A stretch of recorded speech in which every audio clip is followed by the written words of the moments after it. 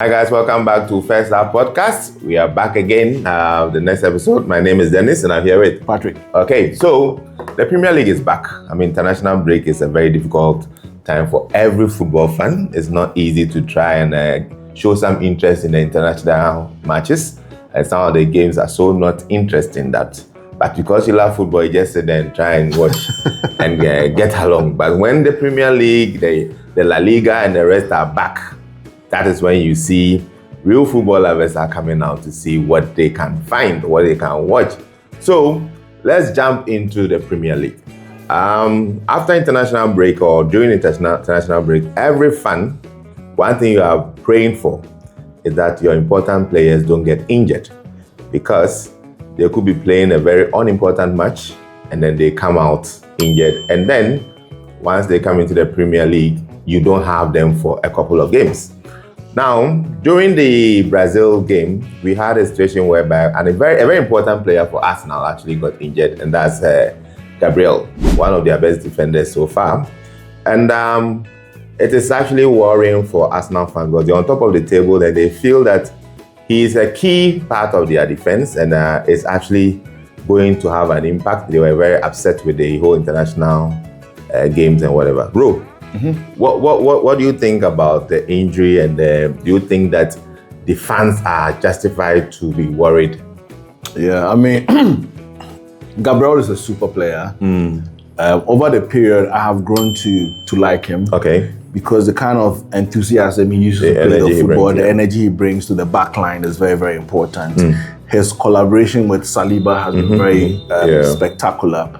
I believe it's a great miss. I believe it's a great miss. In fact, nowadays, even when it becomes very critical for goal scoring, you find him in there. I mean, he's contributed most of their goals because Arsenal has depended on set pieces a lot. Yeah, so I think it's a big miss for them. Like you said, the international break causes a lot of problems. And the run at which Arsenal are on now is going to be a bit challenging for them with the miss of Gabriel. But I trust the coach, and I believe that I've always made this argument that when you come into a league, you need to be prepared for some of these days. So he would have to tweak the team a bit. And I mean, there'll be other people. Calafiori can take care of things at the back. Saliba is there. I've seen Timber doing some very good work at the back. So I think the coach will have to do something. But of course, his absence will be felt. No, but for them two, right now, Gabriel and Saliba have a very good partnership. Very good connection. And no matter who you replace him with, it's not going to be the same at all. Yeah. Because for some reason, centre-back partnership is not something that you just put someone in there. Yeah. So I can understand why the fans are worried, because they've been on a good run. I think currently they have the best defensive record in the league. Yeah, so far. I think they consider about 3 or 4 goals. Well, after Southampton, I think 5 goals now. Yeah. Not Southampton, what's the name? The team that's worrying everybody. Sunderland. Exactly. So now that he is out, you mentioned Calafiori, because Calafiori is actually naturally a centre-back, and they made shift for him to go to the left-back. Exactly. And they brought in 1 or 2 defenders during the break. Ben White also he actually was a defender when he was at the Brighton also. Yeah. So I don't think it's the defense that they are worried, but his goal contributions is actually very key. Yeah. Especially with their set pieces. Exactly. That is where they might actually miss him. But I don't think aside their set pieces, I think going forward, Arsenal doesn't really have a problem. And as much as they scored a lot of goals out of set pieces, out of normal play, aside normal play. But then I think their defense is very key to them, and it has been very important this season.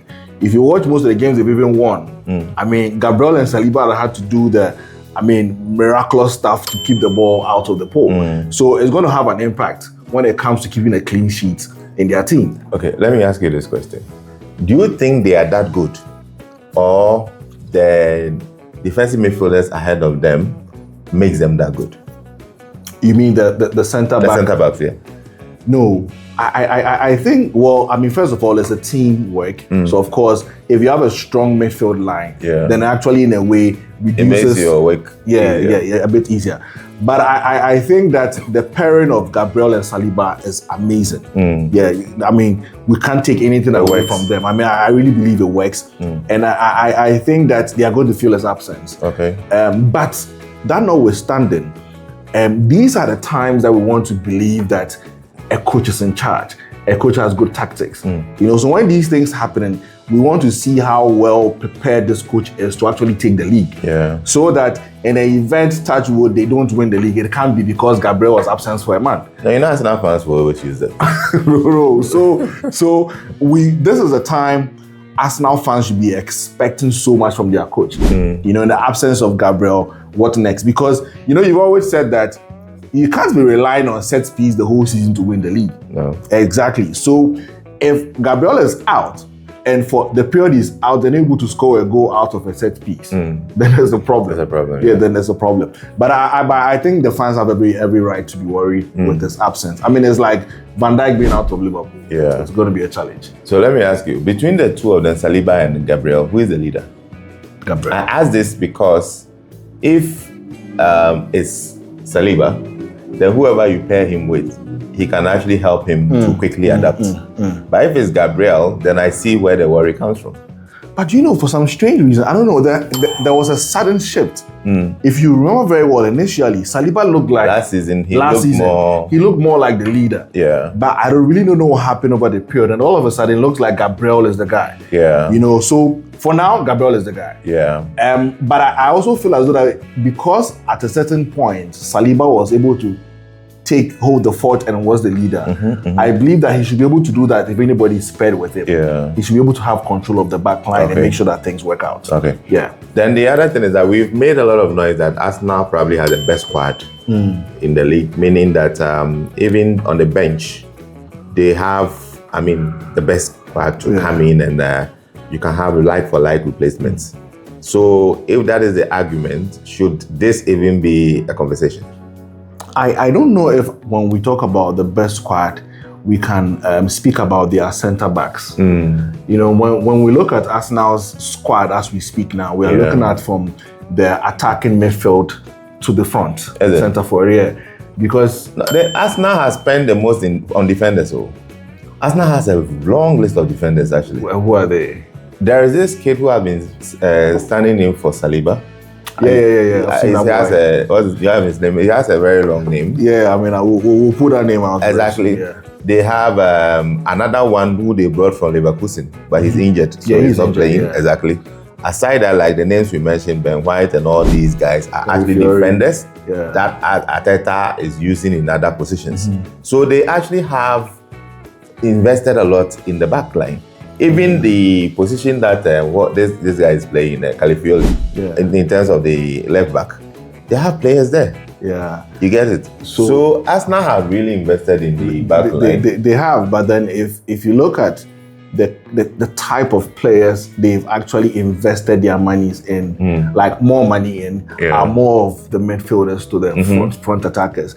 They might have spend some good money on centre backs and, you know, defenders and all that, but they might not be top-notch players who can easily fill the shoes of Gabriel. Okay. Yeah, that's what I mean, because if you have players in the midfield who are injured, you definitely in the Arsenal squad, you have somebody who can easily take up that position here. Because I mean, I really envy Arsenal's bench. You know, when it comes to the midfield, they have a solid team. They have a solid team. They have a solid team. So I just want to believe that the coach can get someone to hold. In fact, you see, if you look at the team Arsenal has now, in the absence of Gabriel, the coach can actually use the same old players on the pitch to actually do a makeshift and keep on playing the formation that he's playing. Okay. Yeah, so I believe that it shouldn't be too much of a worry. But of course, once you're a fan and you're used to Gabriel, you'll be very, very worried if you don't find him in the game. Okay. Yeah. Now, there's this saying that as much as you need to score goals, your defense wins you titles. Yeah. With Gabriel out for a month, do you think Arsenal can hold on to their defensive record that they still have now? Or you think they will leave goals? Yeah, I mean, Arsenal has had a very impressive run for the past games of the league when it comes to clean sheets, and Gabriel has been a number one contributor to that, So I just think that it is possible they might miss him and some goals might go in. It's very possible, but then I still strongly want to believe that with all they've done as a team, I think the absence of Gabriela shouldn't bring the team too much down and cause them problems. Yeah. Okay. My opinion is that, you see, when I look at the Arsenal team and I watch their games, I don't see Saliba and Gabriel make any crazy clearances and all that. Oh, they do. Oh no. What I see mostly is that Arsenal's team defend as a team.